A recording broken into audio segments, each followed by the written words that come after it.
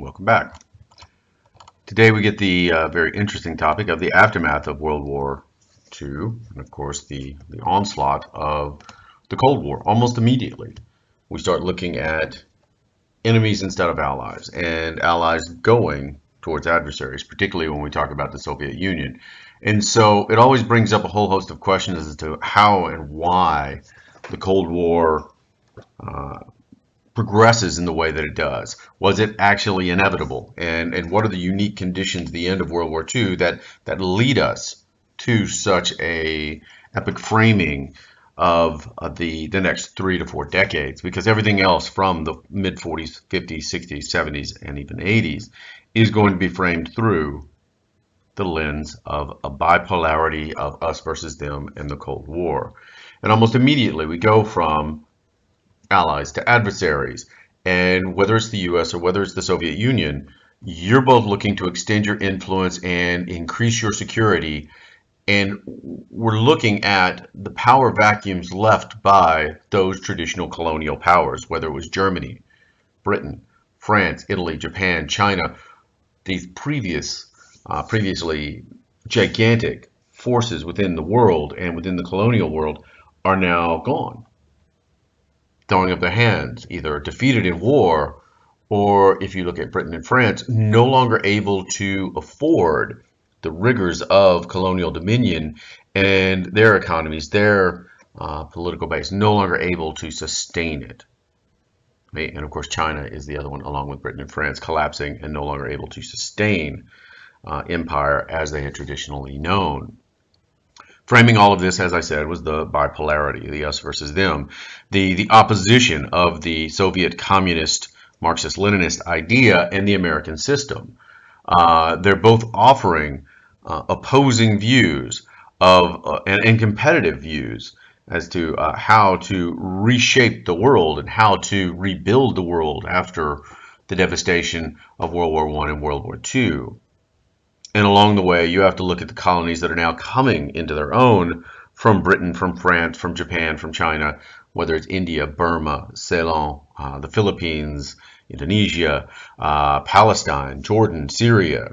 All of these are going to emerge from colonial dominion, and they're going to need guidance. They're going to need help to make sure they choose, in Americans' minds, the correct path rather than the easy path towards Soviet communism and despotism and world domination.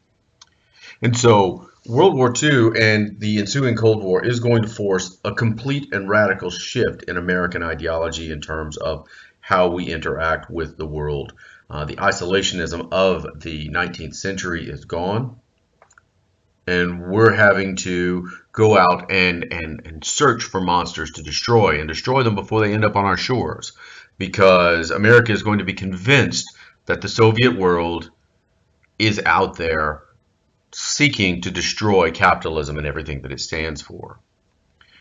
Now, if we look less passionately about it and more objectively about the years following World War II, you can see exactly what the Soviets were seeking. Right? Now, if you look at the Soviets, what they're looking for is to prevent another invasion. And I think I've detailed this in a previous lecture. Whether it was Napoleon, World War I, or World War II, that Eastern Bloc had become their main avenue for European destruction into the Soviet sphere. And what they're looking for is to plug that up, to gain a little bit more control, to find a little bit more security and spheres of influence in and around that area. Now, what we also need to consider is that the Soviet Union is 3 times the size of the US and vulnerable on all manner of frontiers, whether it's from the south, whether it's from China, Japan, Eastern Europe. It had left an enormous scar on the Soviet mind, and particularly on Stalin, to the point that his major priority is securing that border. Okay? And as World War II comes to an end, the Soviet Union have millions of troops across that border, and the Baltic states, Poland, Eastern Europe is going to become, in his mind, the reward for the millions of lives he lost trying to defeat Hitler. Now we can go back and we can look at the mistakes Stalin made and the false trust that he put in Hitler and their non-aggression pact, and we can fault him on a number of different avenues. But when it came down to Tehran and Yalta, FDR, and we don't have a whole lot of his writings on it and his musings on all of this and his private diaries on it, but historians, including some of our own historians in our department, have postulated that FDR understood Stalin and Stalin understood FDR, and that FDR believed that the spheres of influence that the Soviets were going to wield in that region is going to be a reward, if not a fait accompli, something that America, unless they're willing to fight another 2 years to seek to destroy the Soviet Union, that it's something they just have to live with at this time and hope to moderate the Soviet and hope to moderate the Stalinist trend and try to, I guess, walk it back off of that totalitarian ledge. However unsuccessful we are, doesn't necessarily exhibit the point in 1945 is that there was very little that America could have done with the Soviet Union occupying Eastern Europe.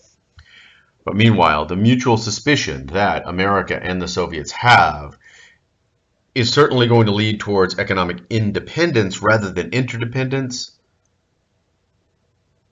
And when we're going to try to rebuild Europe to avoid the same folly and the same mistakes of World War I and the cataclysmic events of the Great Depression, it's going to drive the Soviet sphere and the American sphere into separate areas, into separate avenues of reconstruction, avenues of economic zones, because the Soviet zone and the Soviet sphere and the American sphere don't necessarily function well side by side. If you've got a communist economy and a capitalist economy operating side by side, they don't function with free and open borders. And so that's going to be a fundamental problem that we're going to have to deal with going forward. As for the U.S., when they enter the Cold War, what are they looking for? Well, we are the dominant power in the world at this point. We are in sole possession of the atomic weaponry. We are certainly in no way, shape, or form devastated as the Europeans are. And our main goal is to ensure the stability, ensure that we don't make the mistakes that we made prior to World War II. We're going to make sure Europe is stable. Europe is stable for our security purposes because we realize it's a smaller world now, but also for our economic purposes because we're going to want Europe to continue to buy all the American goods that we're going to produce in massive amounts. Now, one of the things we are going to do is throw off that idea of isolationism. And we're going to seek, and I've used this term already, spheres of influence. For us, forward bases, whether it's going to be in Germany, in Western Germany, in Britain, in Iceland, in Greenland, in Italy, in Turkey. Many of these bases we still have today. And so we can continue to talk about it and we can continue to discuss them. But we are going to have these spheres of influences, these jumping off advanced bases that we can control areas of the world with strategically. And we still have them in the Pacific, whether we talk about Okinawa, whether we talk about the Philippines, and whether we talk about other bases out in Hawaii and Pearl. So we are still with this notion of advanced bases, and we still have bases in Italy, we still have bases all around. Now, we're also going to get actively involved in the Middle East because that oil is going to be necessary, not necessary as much for America just yet, but necessary for the quick recovery that we're hoping for Europe.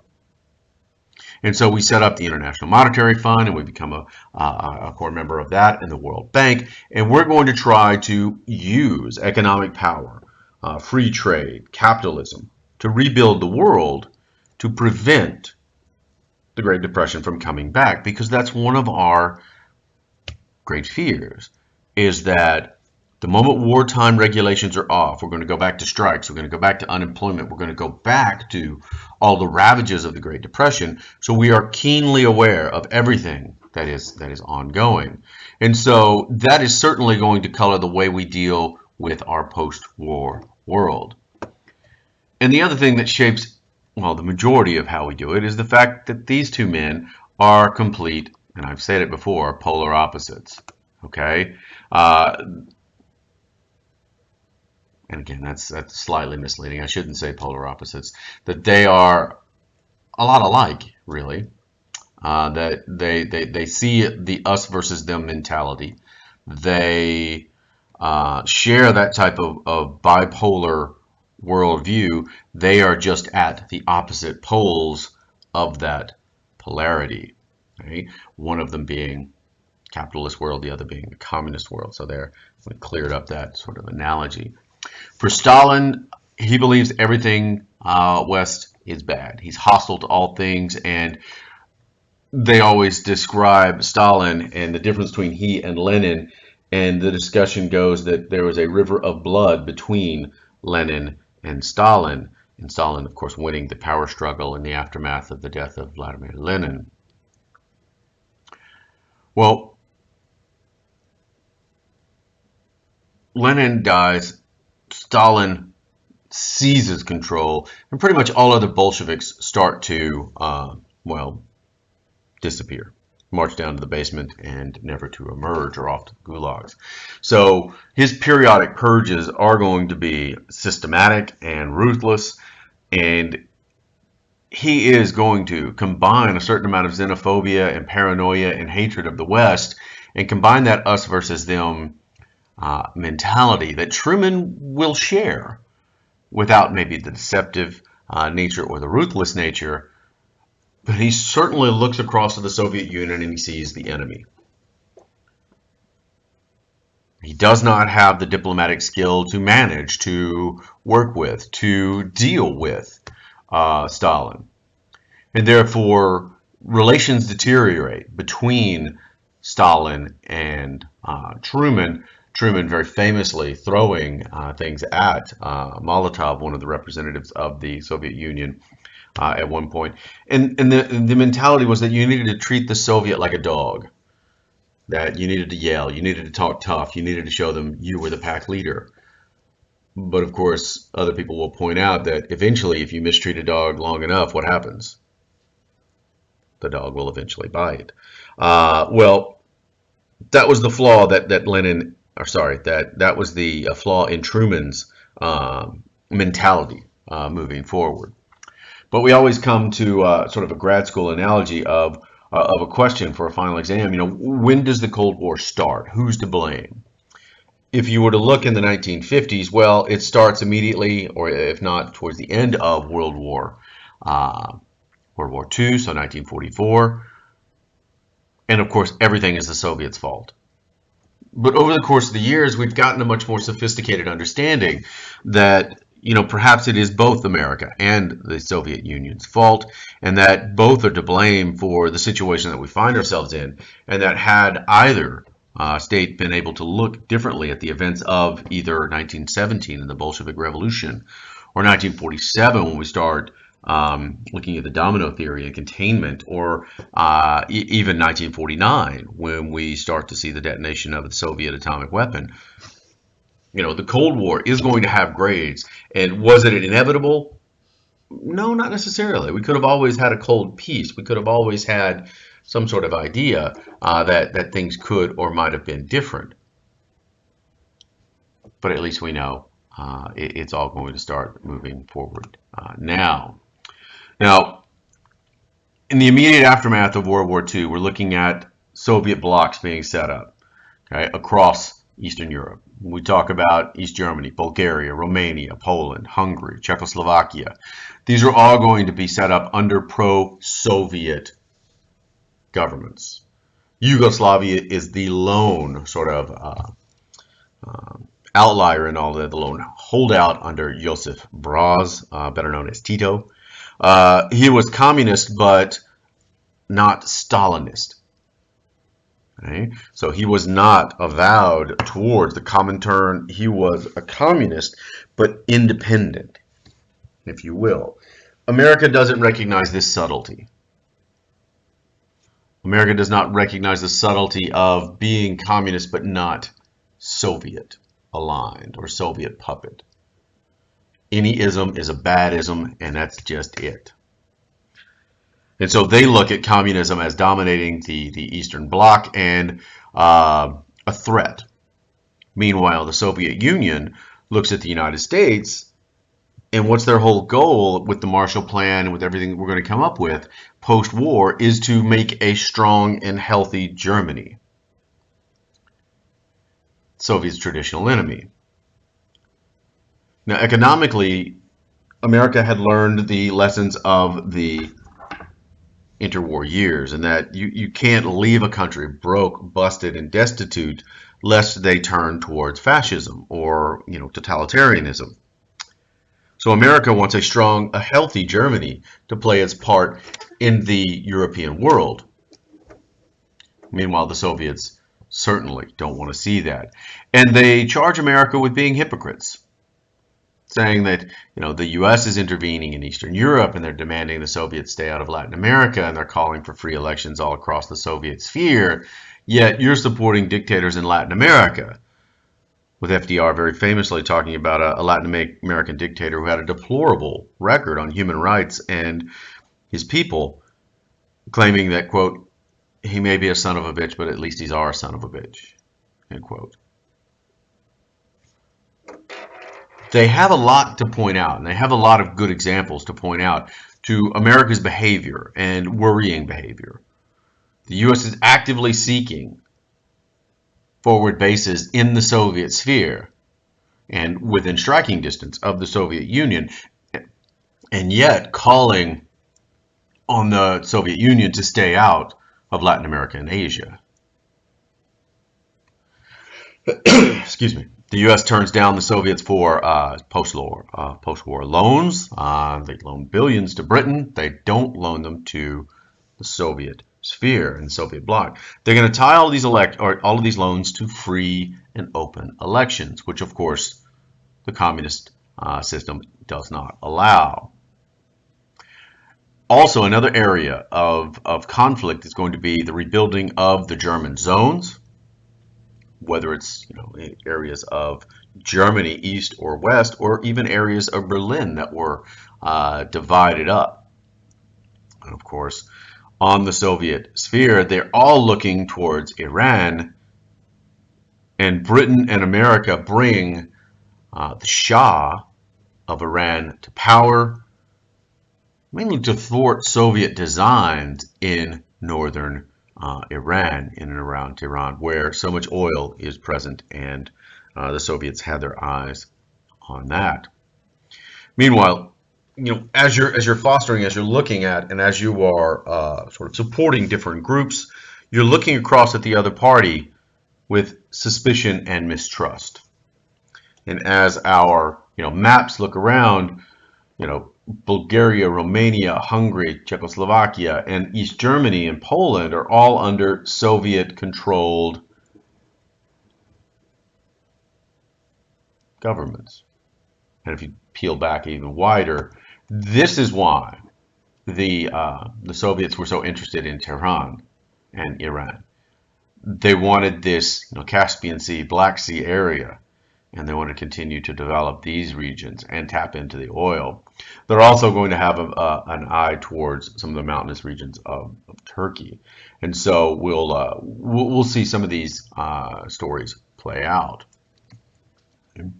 But Churchill is going to give a speech in Fulton, Missouri, on March 5th, 1946, and give a coin of a phrase to the day. And Churchill is a rather tragic figure at this point. He had led Britain through the wartime years, and almost immediately after VE Day, he is dumped as Prime Minister and relegated to just a member of Parliament again.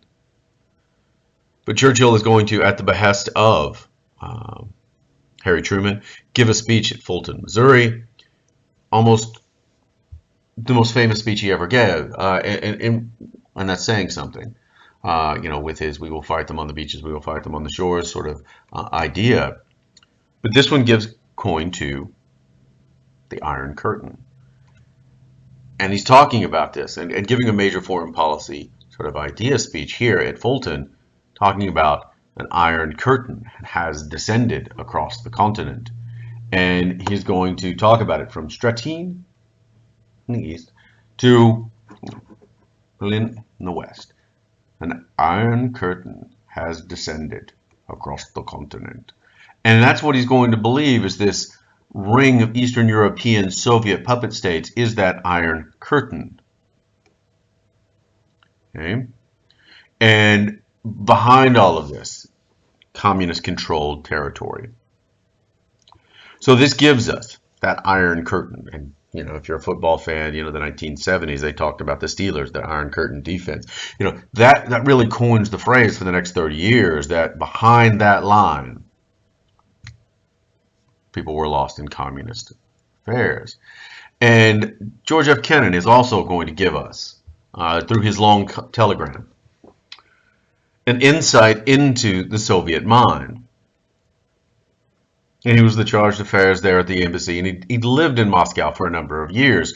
And he was trying to give Truman an understanding of who the Soviets were, what they were, and whether we could ever understand the nature of their fanaticism.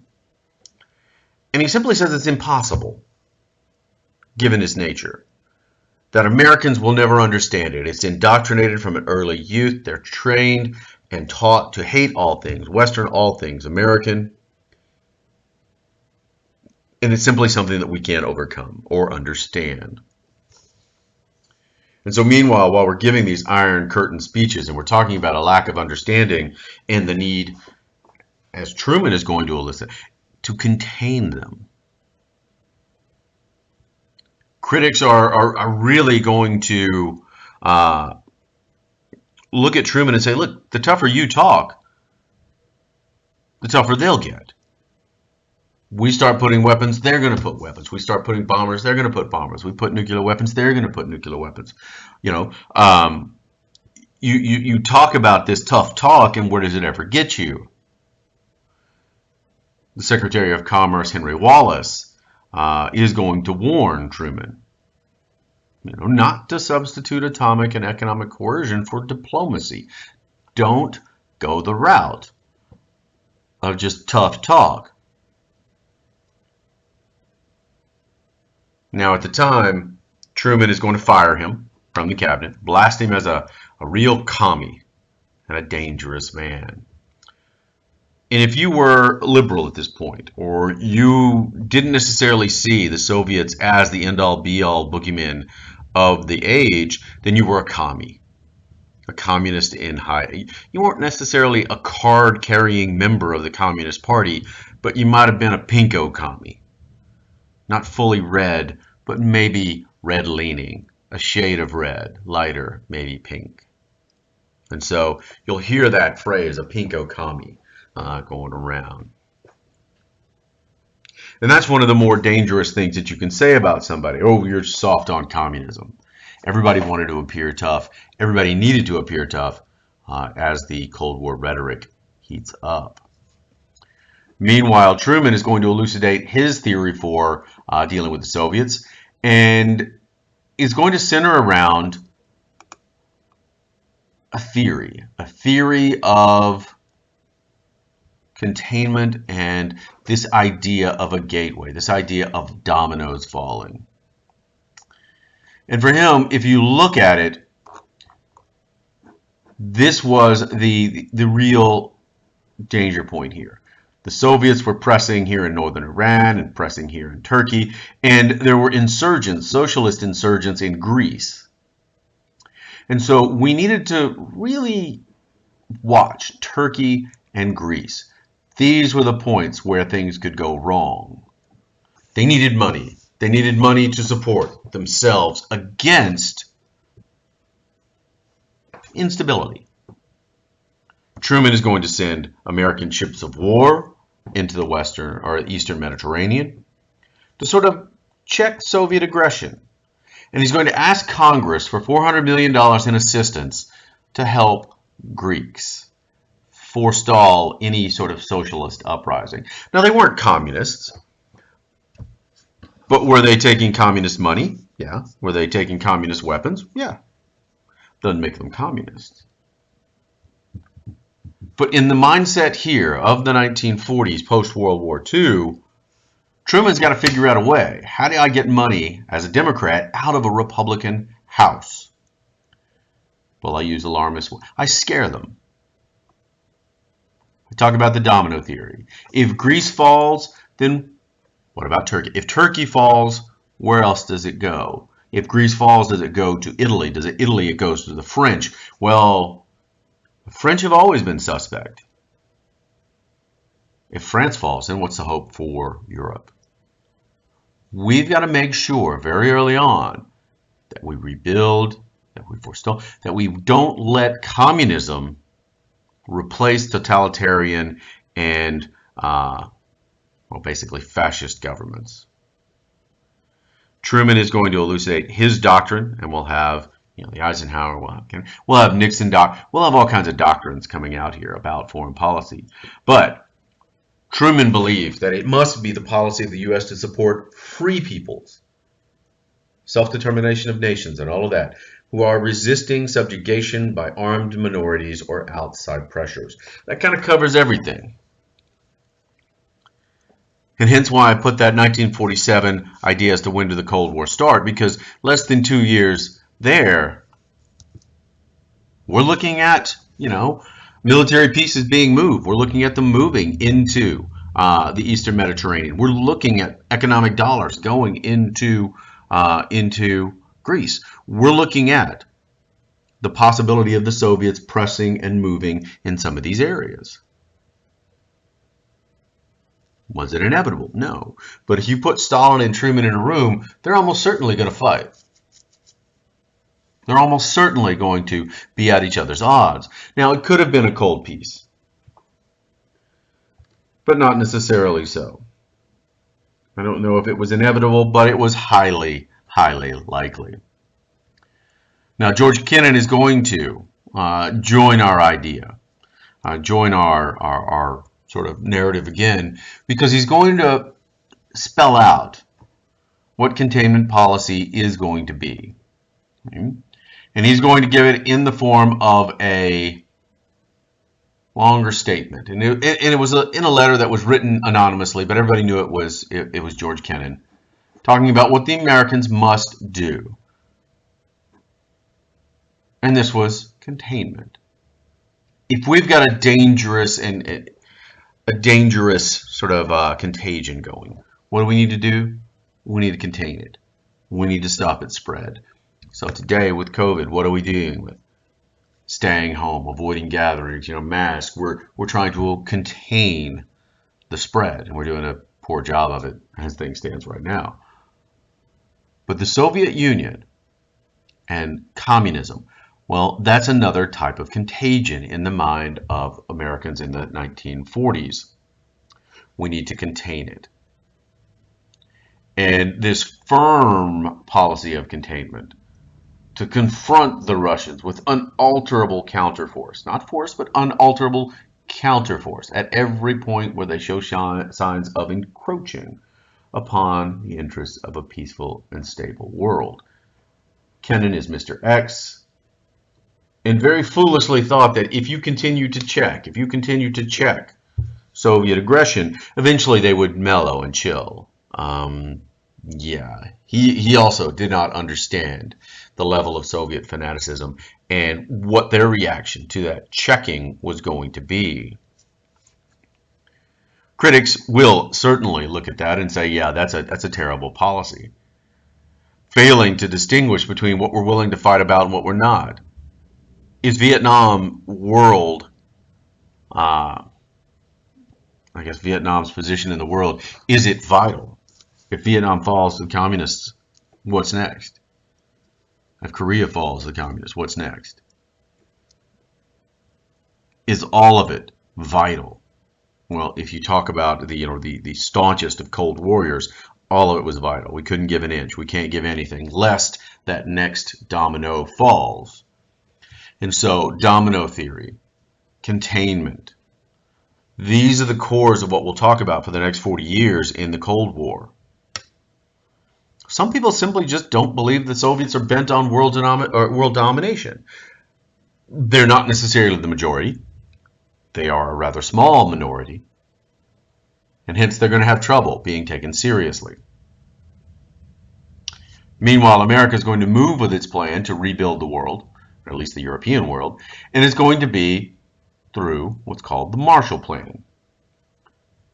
We're going to build up economic networks that will make sure that fascism and totalitarianism and Nazism will not be replaced by communism.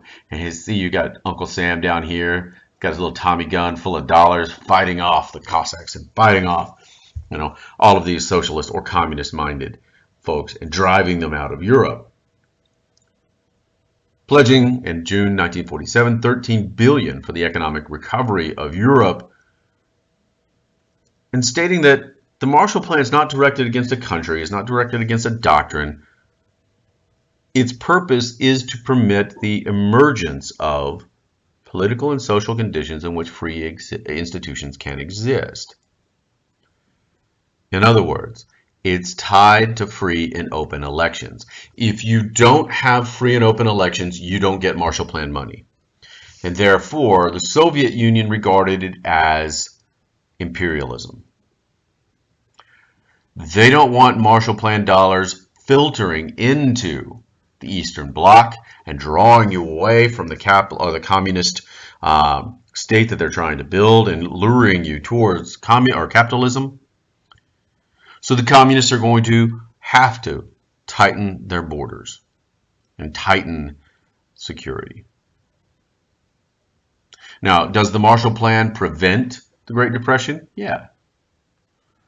Some areas that get a lot of Marshall Plan aid, they succeed. Some go into depression and eventually have to work their way out of it. The economics of it are mixed and indeterminate at times.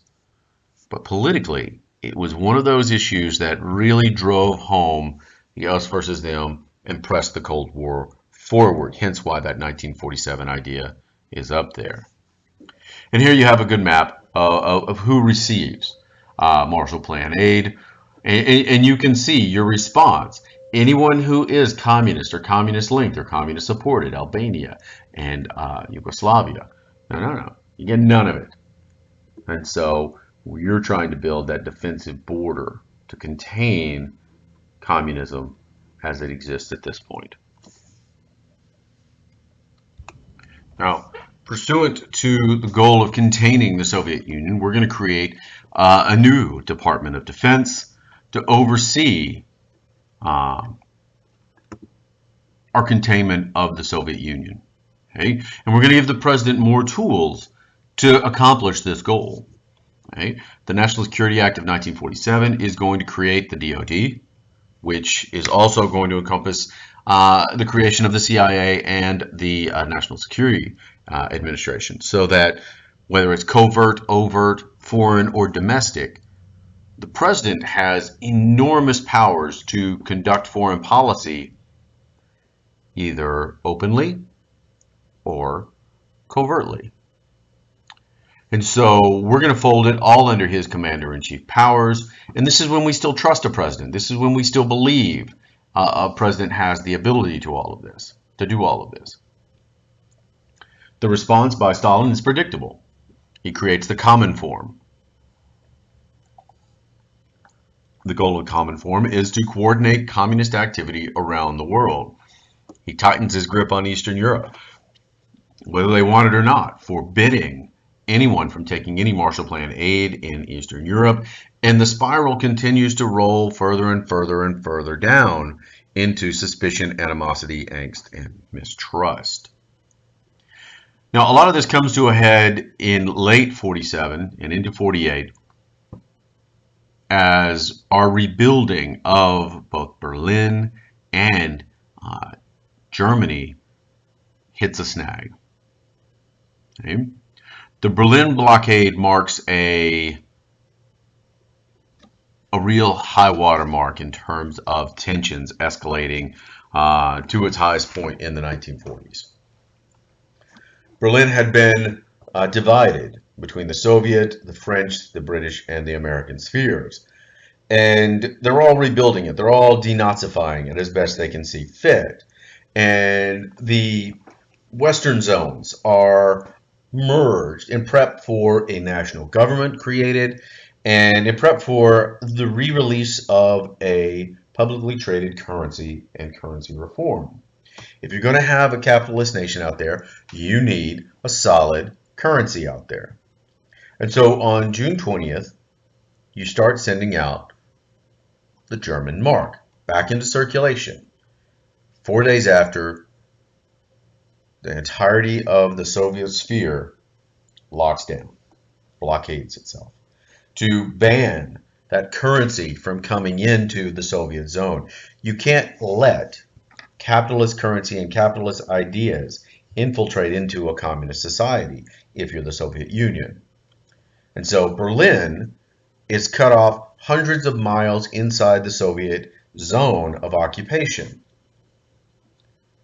And these former border checkpoints here, the very famous checkpoint Charlie, you're going from the American sector and you're going to the Soviet sector. And here you can see the utter devastation of Berlin in the aftermath of it.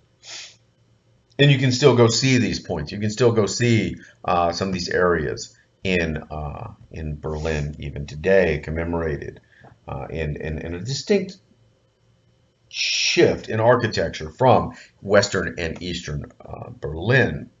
But meanwhile, this is when we're going to invoke containment theory, domino theory. I can't let a single acre of ground slip to the Soviets. I can't let them win. And so when they blockade all surface traffic from whether it's the American, the British, or the French zones going into Berlin, how do you solve that? Well, the answer is going to be the Berlin airlift. They thought Americans and Brits and French would just withdraw and head back to their side, and they'd leave Berlin to the Soviets.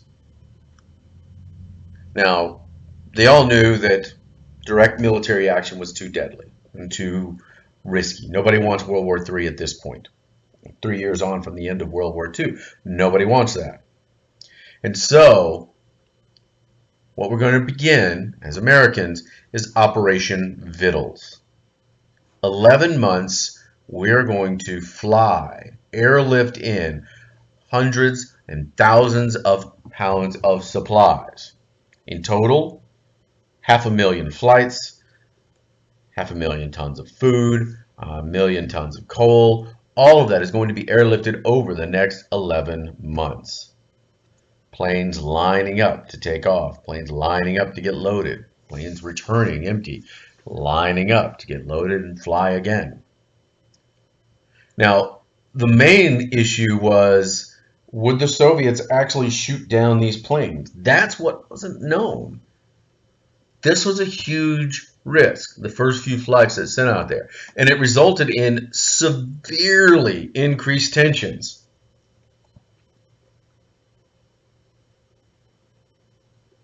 And all of this was being done as a presidential election was being run with Thomas Dewey running against the incumbent of Harry S. Truman.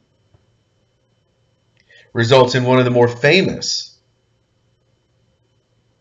newspaper headlines. And as we struggle to figure out the results of an election here in 2020, I wondered if we were going to wind up with someone calling the election early and having the results go the wrong way. Well, the Chicago Daily Tribune went with the early results and the early counts, and they thought Dewey was going to defeat Truman. We woke to the morning to find out, no, the counting continued all night. The returns were heavily in favor of the incumbent Truman, and he winds up defeating Thomas Dewey and leaves him with that, grin on his face. Yeah, Dewey. No, Truman defeats Dewey. So Truman wins re-election, and then we start to see some of the crowning achievements of his presidency going forward. He opens a mutual defense treaty with basically the whole of Western Europe, NATO, the North Atlantic Treaty Organization. Belgium, Luxembourg, Netherlands, France, Britain, Italy, Denmark, Norway, Portugal, Iceland, Greenland. Or sorry, Canada. Greenland's not a nation at this point. And this was the enormous break with our foreign policy traditions. This is the first mutual defense treaty that we have signed since, if you remember your first half of American history, since the treaty that we signed with the French during the Revolutionary War. So this is our break. This is our break with, tradition. Truman has just been reelected. Containment's working, or seems to be working. Europe's rebuilding. Berlin has been blockaded. Fine, we'll just fly over it. We're thwarting that. NATO is formed. Truman's on his way to winning the Cold War. Maybe.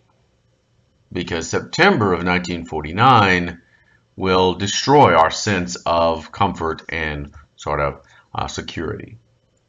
Two events are going to happen. We had known that the Soviets had spies at Los Alamos and that they had infiltrated our Manhattan Project. But such was America's confidence in their technological achievement that they said, look, we can give them the plans. We can give them all of our research. It'll still take them 10 years to figure it all out.